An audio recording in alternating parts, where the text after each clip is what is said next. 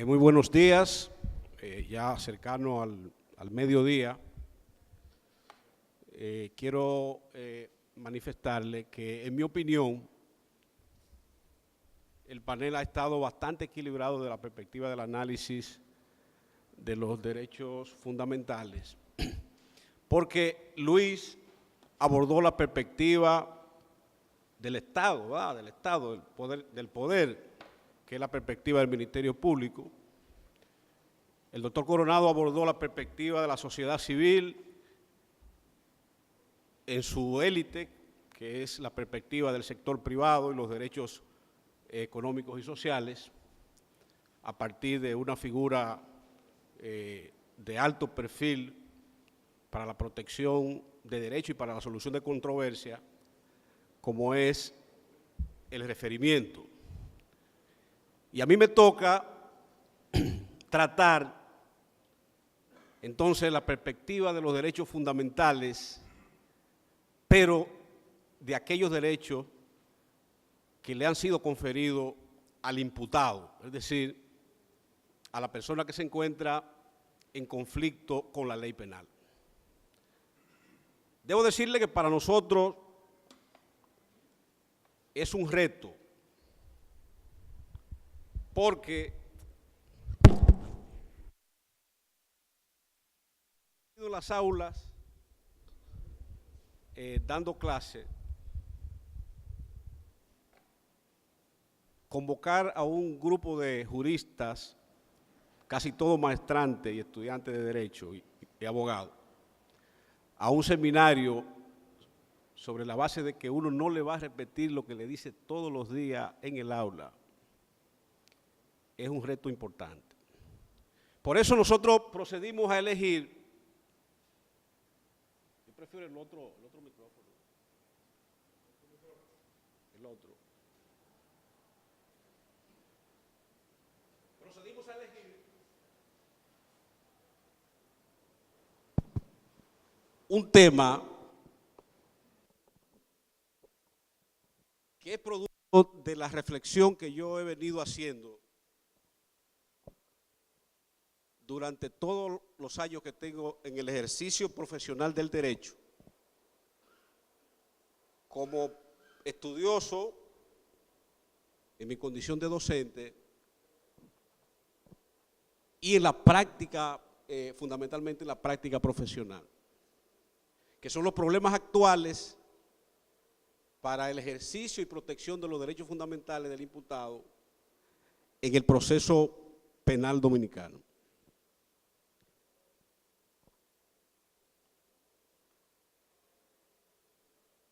Como vamos a tratar temas de derechos fundamentales y el catálogo de los mismos prácticamente en la primera generación está encabezado por el derecho a la vida, nosotros que presumimos de humanistas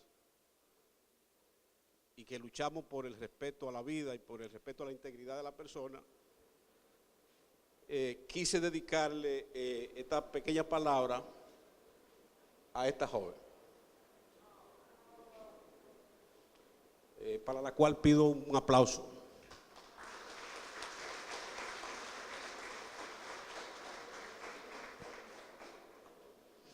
Esa joven fue víctima de un proceso de estancamiento del Estado de Derecho en la República Dominicana. Cuando usted analiza profundamente el contexto en que ella desaparece. Vivimos en el marco de una estructura social que, enarbolando intereses especiales, se ha apartado de la ley. Porque el modelo que hemos ido desarrollando apunta hacia que aquel que cumple con la ley es el que es sospechoso. El juez que cumple con la ley y con el principio de legalidad está bajo sospecha en el sistema. el Ministerio Público, que trata de cumplir con el principio de objetividad que habló Luis, también está bajo sospecha en el mismo departamento en el que él trabaja. Entonces, en una sociedad que va abandonando el respeto al principio de legalidad, lo que produce hombres egoístas, irresponsables, que en aras de hacer fortalecer sus intereses especiales, provocan tragedias de esta naturaleza. Yo me niego a participar en un proceso académico en el ámbito del derecho que se rija por un principio dual, macabro, donde asistimos a seminarios todos a enarbolar conceptos y a hacer teorizaciones extraordinarias y a pontificar sobre cosas que no somos capaces de materializarla en los escenarios donde nos envolvemos como funcionarios y como actores. La justicia penal dominicana es una víctima brutal de ese dualismo. Necesitamos una generación de juristas que vayan a los seminarios como estos a unificar criterios para ir a mejorar lo que está pasando en los tribunales. Y no a jugar una doble moral académica.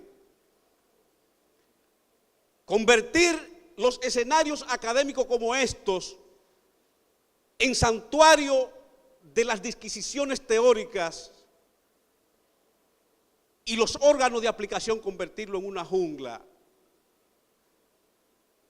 donde todo lo que se decide y lo que se hace es cualquier cosa menos derecho.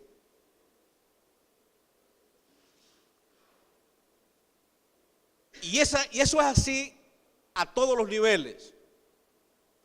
Eso es así al momento de procurar la protección del catálogo completo de los derechos fundamentales establecidos en la Constitución a partir del artículo 37. Pero es mucho más brutal cuando se trata de aquellos derechos de los que son titulares las personas que se encuentran en conflicto con la ley penal. Este trabajo no es terminado.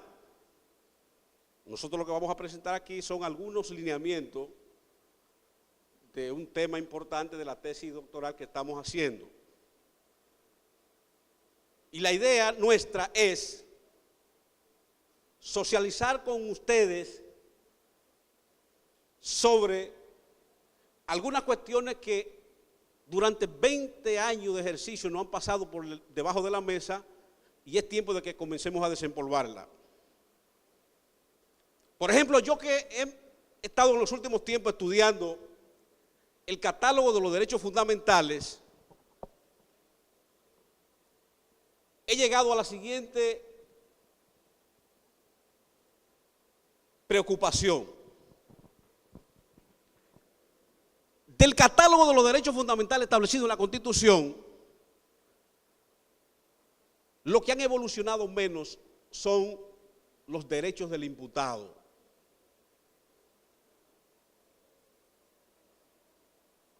Es un asunto que lo venimos sintiendo a todo lo largo y ancho de nuestra carrera. Los que menos desarrollo han adquirido, los que menos se respetan, los que menos se materializan en la estructura judicial. Y me pregunto lo siguiente: ¿cómo es posible que un catálogo de derechos que no tienen un costo prestacional en perjuicio del Estado sean los que menos evolucionen? Ustedes no se han hecho esa pregunta. Si aquí hay problemas para ejercer, por ejemplo, el derecho a la salud, tú puedes decir, bueno, el derecho a la salud es complicado para materializarlo por completo, porque es con dinero que se hace. Porque para proveerle salud a la población se requieren presupuestos enormes. Si hay problemas para el derecho a la educación, tú dices, bueno, se justifica que ese derecho prestacional no esté siendo protegido totalmente porque es que la educación es cara y es un estado pobre.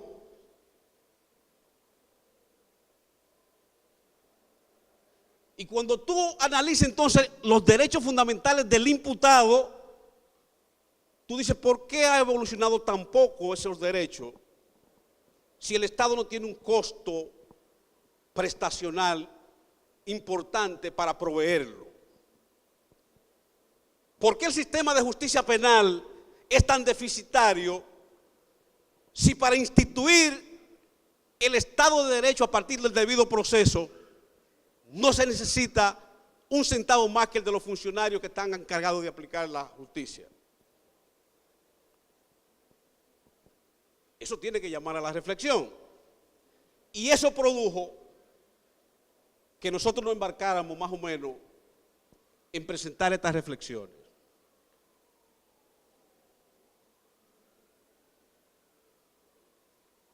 La exposición completa tiene 3 dimensiones. Una dimensión normativa, donde vamos a analizar un poco las características del ordenamiento constitucional en materia de derechos fundamentales. Una dimensión sociopolítica, en la que establezcamos más o menos hasta qué punto la estructura social permite el desarrollo de los derechos fundamentales. Y una dimensión institucional, en la que vamos a tratar en qué medida el sistema de justicia penal tiene los insumos para garantizar los derechos del imputado. No vamos a hacer la exposición completa porque el tiempo no nos daría. Y por consiguiente, lo único que tendríamos que plantear serían ya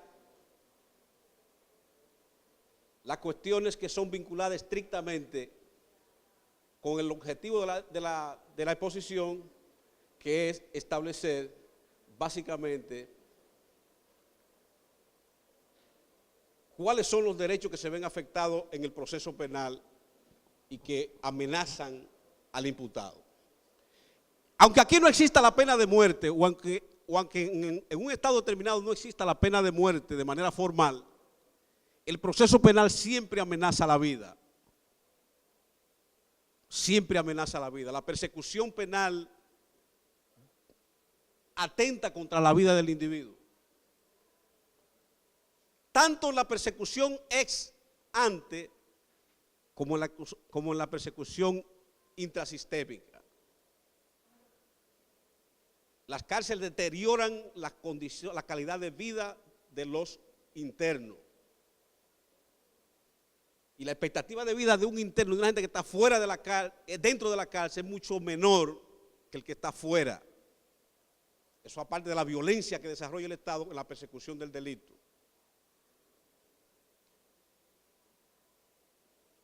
El derecho a la libertad es el otro derecho afectado por la persecución penal. El derecho a la libertad individual en todas sus manifestaciones. El derecho a la integridad personal. El derecho a la dignidad. La persecución penal degrada al individuo. Lo disminuye al máximo. Y la persecución penal básicamente afecta de manera directa el honor y el derecho al buen nombre. El Estado está obligado, de acuerdo a la planificación constitucional, de no excederse, de proteger esos derechos al momento de realizar la persecución penal. Y solamente puede afectar algunos de esos derechos en la medida en que la ley estrictamente se lo permita. Pero el Estado no tiene una buena hoja de servicio en materia de protección a los derechos fundamentales. La historia del derecho penal es la historia de violencia. Y en la medida en que se ha ido instituyendo el Estado social democrático de derecho, entonces el Estado se ha comprometido con una serie de garantías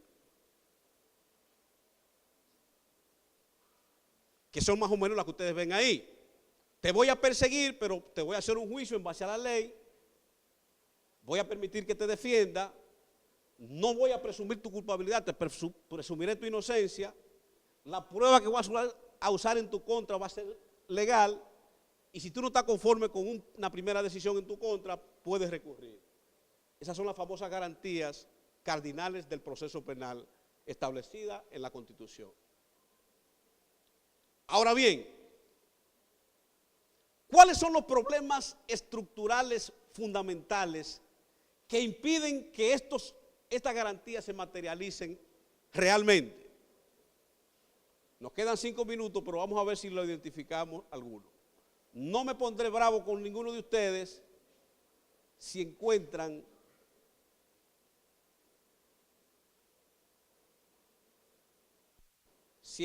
mis posiciones un poco abstractas. El primer problema detectado por nosotros es el siguiente. Los derechos del imputado tienen un reconocimiento social y estatal precario. El Estado y la sociedad no están preparados para asimilar de manera consciente que un potencial delincuente tenga derechos que haya que proteger y que solamente puede ser considerado culpable después que hay una sentencia firme en su contra. Las cuestiones emocionales y fundamentalmente las cuestiones de orden político impiden que se produzca un reconocimiento real de los derechos del imputado. Aquí yo quiero ser quizá lo más prudente posible, pero es bueno que discutamos este tema. Yo entiendo que en materia de derechos fundamentales nosotros adolecemos de una epistemología deficitaria. Una epistemología deficitaria significa que aquí en la República Dominicana no se ha desarrollado todavía una ciencia del derecho constitucional en materia de derechos fundamentales lo suficientemente sólida que impacte la práctica judicial. Nosotros no estudiamos el derecho constitucional de forma sistemática. No hemos desarrollado una conceptualización lo suficientemente contundente y suficiente como para explicar cómo debe entenderse la cuestión de los derechos fundamentales, tanto en abstracto como en la materialización concreta.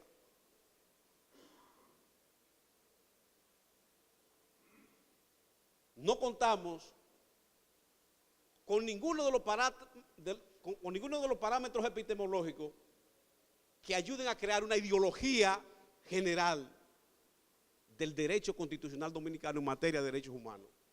Y ustedes me dirán, ¿y es necesario el conocimiento a ese nivel para que pueda haber Estado de Derecho? Y yo le digo, sí, eso es indispensable. ¿Cómo tú mides el desarrollo de la medicina para la cuestión del ejercicio del derecho a la salud? Por el nivel de preparación y el desarrollo científico en el área médica. Con malos médicos y con desarrollo precario de la medicina, no puede haber derecho a la salud. Sin una generación de juristas bien formados en materia constitucional y bien permeados a nivel de conciencia de cuál debe ser su rol práctico, no habrá transformación del Estado de Derecho. Y esa es una tarea que nosotros tenemos que asumirla. Cuando usted lee los votos salvados del Tribunal Constitucional, se nos fue Isabel, yo quería decir esto que ella estuviera aquí, uno lo que ve es muchos argumentos enlatados, pero hay muy pocas teorías científicas que expliquen el derecho constitucional dominicano a partir de las disposiciones normativas establecidas en nuestra propia Constitución. Sin juristas sólidos no va a haber desarrollo del Estado de Derecho. Y por eso tiene que surgir una nueva escuela del derecho constitucional. Una escuela que produzca jueces constitucionalistas de verdad. Una escuela que produzca fiscales constitucionalistas de verdad, no de allante. Una escuela que produzca juristas litigantes que se domestiquen frente a la disposición del derecho constitucional. Nosotros vivimos de argumentos enlatados y no ha infectado un virus de extraordinaria consecuencia. Así como llegan virus en materia de salud, llegan virus en materia de derecho. Ha llegado un virus a los tribunales de la República a todos los niveles en materia de argumentación. Y es que mientras la Constitución de la República tiene un carácter estrictamente positivista, léase el artículo 6 y el artículo 74, resulta que la mayoría de los tribunales están recurriendo a la ponderación para sacarle el pie a la obligación de decidir los casos en función del principio de legalidad. Y eso obedece ponderar. ¿Usted sabe lo que significa ponderar? Es que mientras la ley dice una cosa, yo pongo a decir lo que yo quiero que la ley diga. Eso es lesivo para la seguridad jurídica. Totalmente lesivo para la seguridad jurídica. Robert Alexy, por ejemplo, que es un hombre conservador, yo no me considero de su escuela, porque él plantea una textura abierta en materia de derechos fundamentales. Primero, que no es compatible con nuestro ordenamiento jurídico constitucional interno. Yo creo que el derecho constitucional es un derecho interno y el derecho externo, el derecho comparado y el derecho internacional solamente debe suplir al derecho constitucional interno en la medida en que sea para complementar.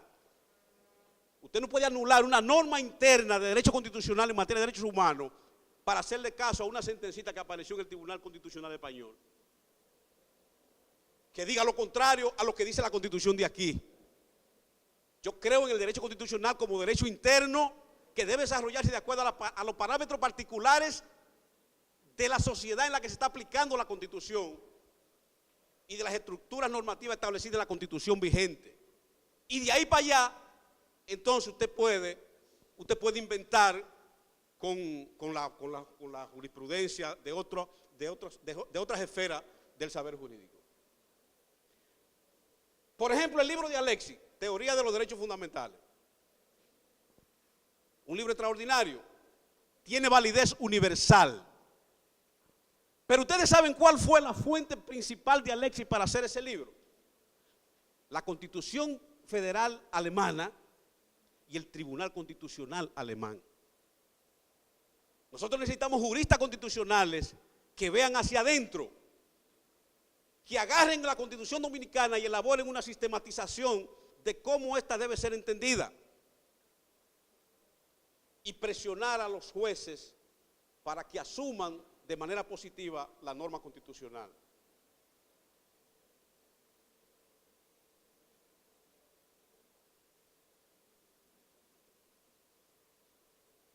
Aquí hay otro problemita que se lo voy a solamente a leer porque el tiempo no me da.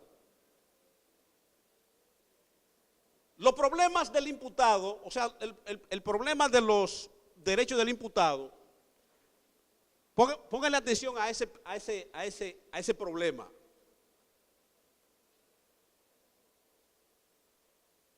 Adolecen de una base material muy precaria, los derechos del imputado. ¿Qué significa base material? Base material es que tú no puedes desarrollar un derecho fundamental. Tú no puedes desarrollar un derecho fundamental en la práctica si tú no tienes sustento social organizado.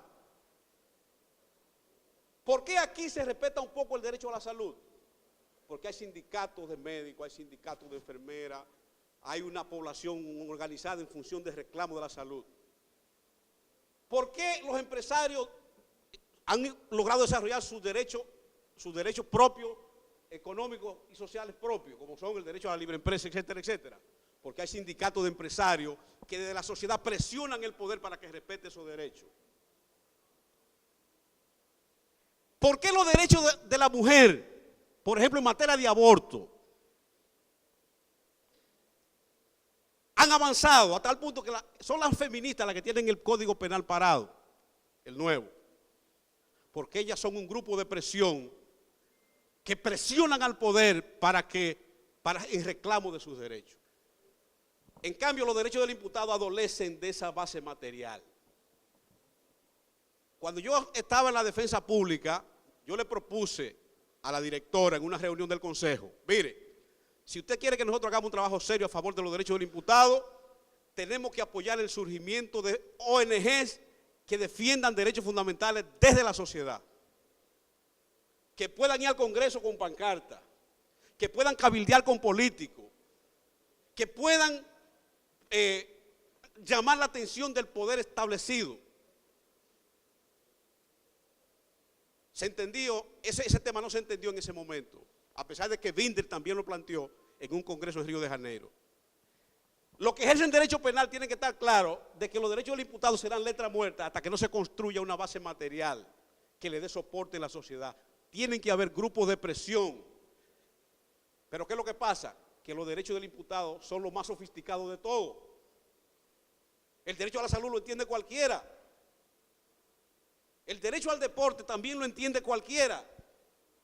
Pero hay que tener una sociedad extraordinariamente avanzada para que pueda comprender aquellos postulados que vienen desde Roma, que postulan, que dicen: miren, es mejor descargar a un culpable que condenar a un inocente. Eso es demasiado sofisticado y por eso vuelvo al tema de la formación. Los juristas debemos comprometernos con un proceso de formación en materia constitucional mucho más avanzado. El tema de la doble moral ya lo tratamos. La posibilidad de vencer la falta de correspondencia entre el derecho penal abstracto, que es el que está en los papeles, y el derecho penal real, que es el que se da en los tribunales. Los actores, todos los actores, yo incluido, tenemos doble moral. Aquí yo soy constitucionalista, pero si me nombran juez mañana, a lo mejor me convierto en un ogro. Eso no puede ser. Aquí yo soy un paladín de los derechos del imputado y de la Constitución, y si me ponen un escritorito mañana, me convierto en una fiera humana. Pero aquí yo le atribuyo la doble moral a la falta de solidez en la formación de juristas constitucionalistas. El proceso penal no ha logrado evitar esto, la degradación humana del imputado. Usted ahora mismo, un hombre, si ahí adelante lo agarran preso y lo llevan a un cuartel, su condición humana se degrada en un 99%. Eso no puede ser. Eso no puede ser si apenas un conflicto con la ley. Y este es el último temita. Hay un abuso extraordinario de la prisión preventiva. Y el abuso de la prisión preventiva desquicia todo el ordenamiento jurídico y todo lo que es el debido proceso. Esta investigación se está haciendo. Acepto sugerencias, acepto crítica, acepto cooperación en materia de derechos fundamentales. Muchas gracias.